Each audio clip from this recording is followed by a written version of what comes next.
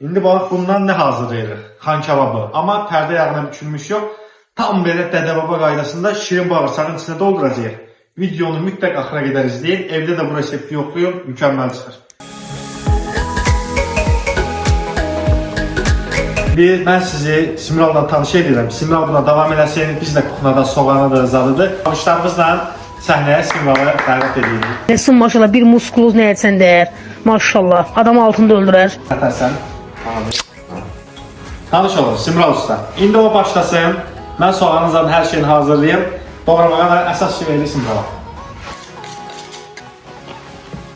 Dur burada.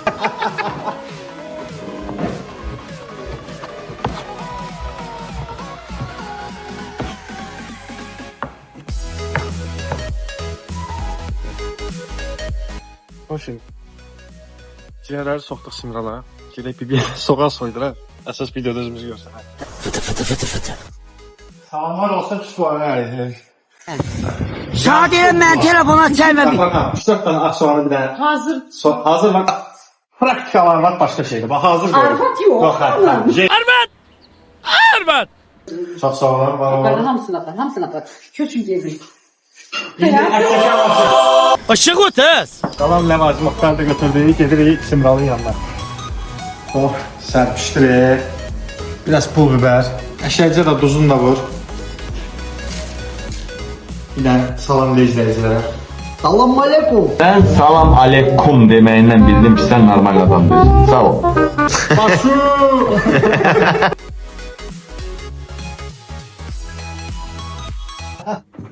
İndi. İndi.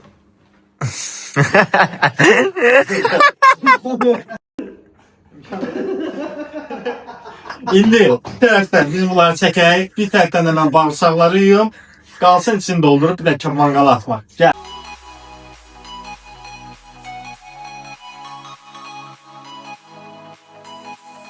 Mən sizə 2 dənə bu cür kirli bağırsaq göstərim. Bunu yuyulma qaydasını göstərəcəm. Mən önce hazırlamışam deyə, bax bunu da yaxından çək. Bunu təmizləyin. Bu hala gətirib elə doldurmalısınız. Bax bunun yağını təmiz soyanlarda var bu cür. Elə də eləyə bilərsiniz. Yağı əslində üstündə qalanda daha çox ləzzət verir. İçində 1 qram da pislik qalmasın. 2-3 tane növü var.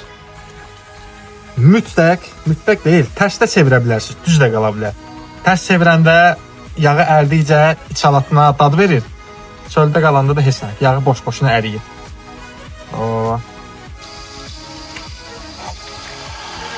Görürsünüz baba? Əssalam. İndi əsas pislik olan hissəsi buradaydı. Buna görə nə edirsiniz? Yaxşıca yuyandan sonra hamısını atırsınız bir dənə ləyənə, sirkə, limon, soda. Suyunu da atdınız. 2 saat qalandan sonra çıxarırsınız. Bir də duzlayıb yuyursunuz. Ardından südə batırırsınız. Nəyə görə? Südə batırandan sonra baxın bu bağırsaqlar olur pambıq kimi. 2 saat da süddə qalsın. Süddə qalandan sonra yuyub artıq içini doldura bilərsiniz. İndi biz hazır aşamasına keçirik. Keçirik doldurmağa.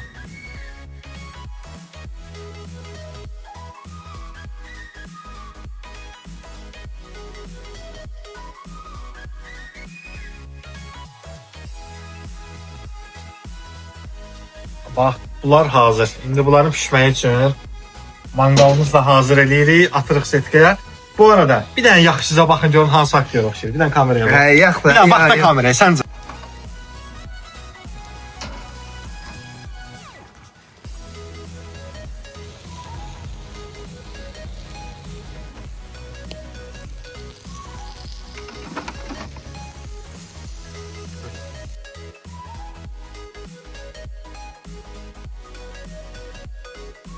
Bu cür yoxlamağınızı mütləq məsləhət görürəm.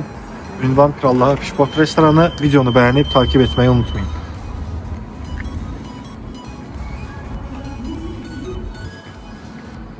Turşuluğu falan, limon, yəni çox mükəmməl. Bu cür mütləq yoxlayın. Deyirsən,